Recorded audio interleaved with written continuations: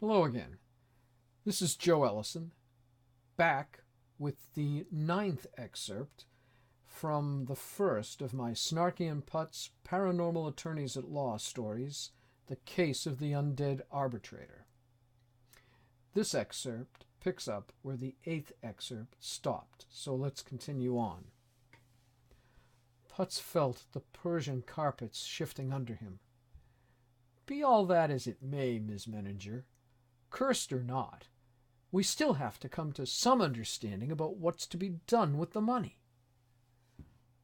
I know what's to be done with the money, Mr. Putz. April sprayed her words at him like machine gun rounds. My sisters must be protected from the money. They must never touch it. They must never get their hands on it. May is too soft-hearted, June too soft-headed. Sooner or later, the combination of their failings would lead them to try to make amends with it. Their very lives could be endangered, and Father would know no rest. No, April resolved. I alone must bear this burden. My father has made it very clear to me. The curse must be lifted by the only person who can lift it, in the only way it can be lifted. Who's that only person, Ms. Menninger? I am, Mr. Putz. And how do you lift it? I spend the money, all of it, frivolously, wastefully, uselessly, perhaps on this house's exterior, so that no one derives any advantage from it. It's the only way. Somehow, Putz was not surprised. That's it, you see, Ms. Menninger. He squeezed his lips. His words spurted out from between them.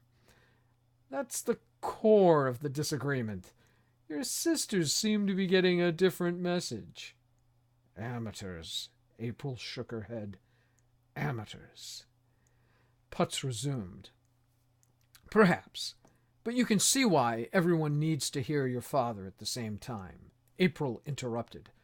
I warn you, Mr. Putz.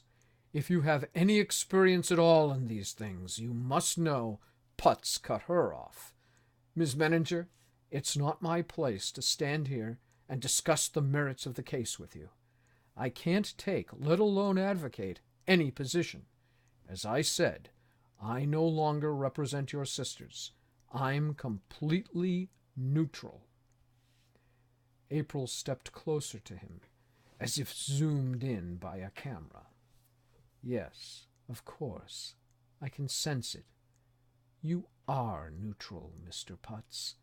You are the most completely neutral man I've ever encountered. You're so neutral, you're almost not there at all. And that's where we leave, Mr. Putz. That's the end of this excerpt, and I hope you will click on the link in the comments below and go to the book's Amazon page, buy it, read it, enjoy it. And that's all for this time, and I thank you for watching, and I hope to see you again.